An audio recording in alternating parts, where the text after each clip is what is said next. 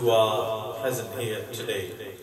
Allah Rabbul Alameen says in the Holy Quran, أعوذ بالله من الشيطان الرجيم بسم الله الرحمن الرحيم يا أيها الذين آمنوا اتقوا الله وكونوا مع الصادقين. Allah Rabbul Alameen says, all those who believe, this is an address to the mu'mineen, the believers. Ya ayyuhalladhina amanu attaqullah. Fear Allah Rabbul Alameen. Have piety and fear and God consciousness. Be aware of your Allah Rabbul Alameen. Refrain from sinful acts. Refrain from prohibited acts. And adopt taqwa. Taqwa is the higher status of Iman. Taqwa is the purity of Iman. Taqwa is the sincerity of A'mal. So Allah Rabbul Alameen says, Ya ayyuhalladhina amanu attaqullah. For those who believe, fear Allah Rabbul Alameen. Wa kunu ma'as sadiqeen. And join those who are truthful ones. Very short instruction, short ayah of the Holy Quran, but full of meaning. This is the i'jaz, the glory of the Holy Quran. Within a few words, the Holy Quran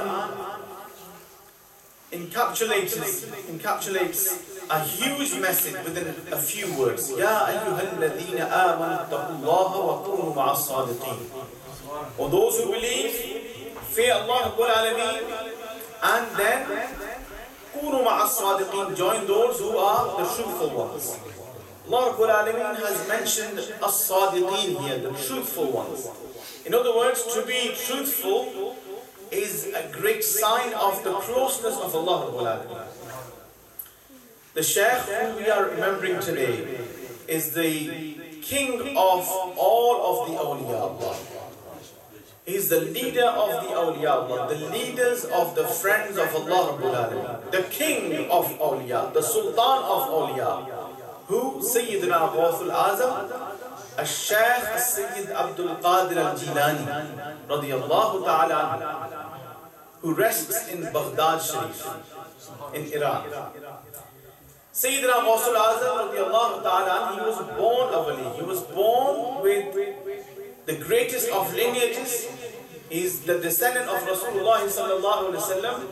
His father was a wali of Allah, a friend of Allah subhanahu wa ta'ala. His mother was a pious and righteous lady. For those youngsters who are sat at the back, brothers, I'm addressing you two. Just 2 or 3 minutes. Yeah, if you can please face me. 2 or 3 minutes, then I will finish, and then at least you can take a message with you back.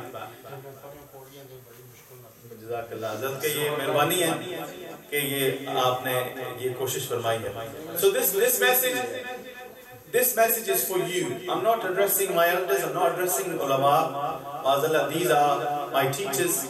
But I'm just addressing you, my brothers, youngsters. Allah Rabbul Alameen says, for those who believe, fear Allah, and join those who are truthful ones. Sayyidina Ghawthul Azam, Shaykh Abdul Qadir Al-Jilani, who we are remembering today, he was born a great person. But his mother, she said to him, O Abdul Qadir, I want you to go to Baghdad and I want you to learn Islam, learn the deen of Allah Rabbul Alameen. Learn the Quran and Hadith and Fiqh. Learn all of the knowledges of the Holy Quran. And all of the knowledges of Hadith al-Tayyiba. And all of the Islamic teachings. She wanted him to be a scholar. So she sent him. And Shaykh Abdul Qadir Al-Jilani was your age, 18 years of age. Most of you are either 18 or over, just a few youngsters here. So he was 18 years of age when his mother sent him from his hometown of Gilan, which is in Iran, to Baghdad, which is in Iraq. And he traveled with a caravan. And she said to him that for your travels and for your basic needs, whilst you get to Baghdad, these are 40 of the local currency, 40 dinar, I think they were, 40 of the local currency, or for example, 40 pounds, if you want to imagine, 40 pound coins, or 40 of the coins at the time, she sealed them inside his cloak. Inside his clothing they were sealed. So the pocket was sealed. You couldn't open it. So he said, I'm sealing this pocket for you. When you get to Baghdad, open it up, unseal it, and then you can use this money. When the caravan was traveling, robbers came. Robbers came, they were traveling in barren lands, in desert lands, and these robbers came and they attacked the caravan. They stopped the caravan right at the front. Maybe there were 100 people, maybe there were 150 people traveling. So they stopped them. Yeah, and they stopped them and they said, right, every single one of you, open up your pockets, give us all of your belongings, empty your pockets. We are here to loot you, we are here to get everything from you. That's what robbers do. So the robbers came, and the robbers, they went to each person, and if they said, if you don't have that, we'll kill you, or will harm you, will injure you, give up everything that you've got. In this day and age, we've got guns, but in that time they had swords and they had other weapons. So they had their swords and said, right, give us everything, otherwise you will be killed. And then what happened afterwards, they came to each person, and when they came to Ghaus al-Azam, he was only an 18 years old young person. He was like your age. When they came to him, they said, oh young boy, give us everything that you've got. They searched for him, and they said, do you have anything? And he said, yes I do, I've got some money. I forgot to mention one thing. Before he left Baghdad, before he left his village, his mother gave him one advice only.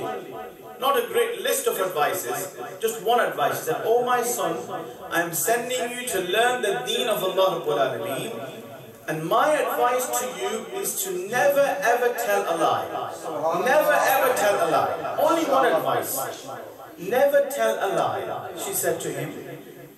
Always speak the truth. Always speak the truth. And that advice sunk into his mind.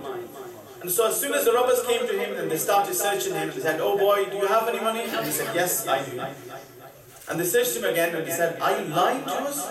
Are you mocking us? Are you joking with us? And he said, no, I'm not joking with you. I have some money.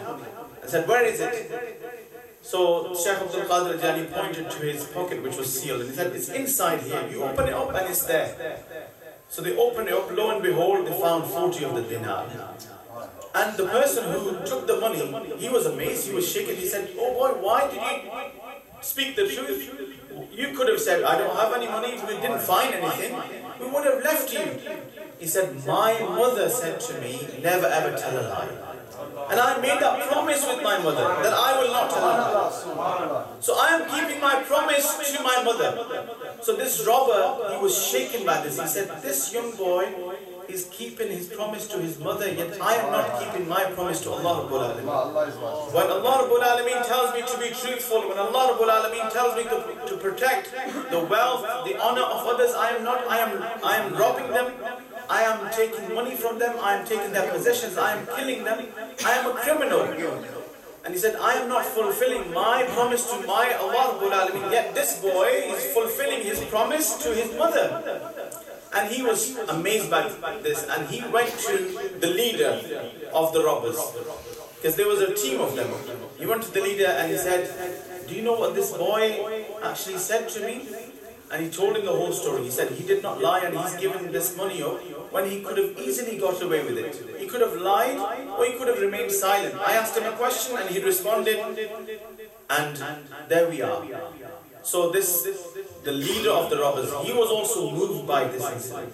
He was moved and he repented, he did tawbah, he asked for forgiveness from Allah subhanahu wa ta'ala. He said, oh Allah, we ask for your forgiveness. And all of the robbers, they gave back everything that they had to the people, and they all became good practicing believers, Muslims, and they said, Ya Allah, we ask for your forgiveness. This was one of the first miracles of Sayyidina Ghaus al-Azam, Shaykh Abdul Qadir. At that moment in time, he wasn't a great scholar of deen, he wasn't a sheikh, he wasn't a teacher, he was just a young boy. A young boy with from a great family, from the greatest family of it's time.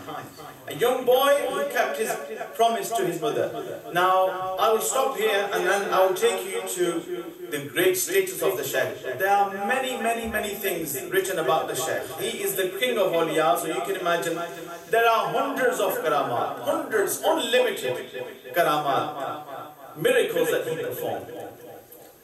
But you imagine this, maybe 30 years later, 25 years later, whatever that time period was, Shaykh Abdul Qadir al-Jilani, this same boy, he became the most eminent scholar of his time, the most eminent scholar. So much so that when he used to do a speech, 400 scholars used to sit down with pen and paper and they used to write down every single word that the Shaykh was saying. 400 scholars. Every time he spoke, an average of 70,000 people used to come and listen to him. 70,000. This is 1,000 years ago. 70,000 at a time. Not once a month, not once a week, 3 times a week, up to 3 times a week. And he was such an eminent Shaykh that the masjid was not big enough for the Shaykh's gathering. Even the center of Baghdad was not big enough for him. His mimbar, this is the mimbar of Rasulullah sallallahu alaihi wasallam. This mimbar was placed in the center of Baghdad. The streets of Baghdad were completely jam-packed. People were everywhere, 70,000 on average. Every single occasion, every single lecture used to finish with hundreds, if not thousands of people coming forward to embrace Islam. Hundreds, if not thousands of people coming to repent and do tawbah on the hands of the Shaykh. He was such a great eminent scholar that he says that my foot is on the necks of all of the awliya Allah. All of the awliya Allah. So he was a grand Shaykh of the time. Even the kings were afraid of him. And he was afraid of no one but Allah. He was a king in the real sense. Wherever he walked, there was a huge crowd. He was the most famous of the awliya. He is even remembered now, 1,000 years later. And despite all this status, people said to him, Ya Shaykh, we want to ask you a question. How come you became so famous? There are other awliya Allah, as you just heard. There are other awliya Allah of this ummah, and none is as famous as Shaykh Abdul Qadir al-Jilani. There are other awliya Allah of this ummah, but none is remembered so repeatedly as the Shaykh is. There are other awliya Allah, but none's name is shining so brightly and highly than the name of Shaykh Abdul Qadir al-Jilani. They said to him, why are you so famous? Why are you so magnificent? Why are you the greatest of awliya? What made you the greatest? What made you the greatest? What is the secret of your success? If you speak to a successful footballer or a movie star or whoever, and they always ask, what's the secret of your success? And he says, oh, I put in a lot of effort, I was lucky, I had the opportunity. Everyone has their story. Shaykh Abdul Qadir al-Jilani said only one thing. He said, the secret of my success is that I have never ever uttered a lie. I have never ever said anything which was not true. I have always spoken the truth. I have always spoken the truth. And the truth is the secret of my success. Rasulullah sallallahu ta'ala alayhi wa sallam says, and this is important for you youngsters, he said that when a person speaks the truth, he speaks another truth after that, and then another truth, until his habit, he becomes a habitual person who speaks the truth all the time. The truth becomes his habit, and until everyone in society calls him the truthful one. Everyone says that person is the truthful one. Our Prophet ﷺ was known as As-Sadiq, the one who always told the truth. And Rasulullah ﷺ says that he becomes known as the truthful one, and that truth leads him to Jannah. The truth leads him to Jannah. And then another person, this is summary of a hadith in relation to this topic. He said, another person who tells one lie, then he tells another, then he tells another, until people know him and refer to him as a liar. He said, oh, he lies all the time. He lies all the time. He becomes famous as a liar. But everyone knows that he is a person who lies all the time. He cheats and deceives all the time. And he says that leads him to the hellfire. Truth leads you to success, truth leads you to greatness, the truth leads you to Jannah, and lying, even at this young age, leads you to become a habitual liar, and one lie after another, then that leads you to the hellfire. So you choose which path you want to go on. And as Muslims, we should always speak the truth. Always speak the truth. And Allah Rabbul Alameen says, Ya ayyuhalladhina amanu taqullah wa kunu ma'as sadiqeen. Be with the ones who are the truthful ones. And Allah Rabbul Alameen said, فَأُولَٰئِكَ مَعَ الَّذِينَ أَنْعَمَ اللَّهُ عَلَيْهِمْ مِنَ النَّبِيِّينَ وَالصِّدِّيقِينَ. These Siddiqeen, the ones who always tell the truth, their status is after the status of Anbiya. On the day of judgment, they will be with Anbiya, min al-Nabiyyin wa Siddiqeen. These Siddiqeen, the truthful ones. So may Allah Rabbul Alameen allow you and I and all of us to always speak and uphold the truth. अब मैं गुजारिश करूँगा हमारे मुअज़्ज़ज़ और मुहतरम मेहमान जनाब मोहम्मद अब्दुल रऊफ हक्कानी साहब रावलपिंडी से तशरीफ लाए हैं।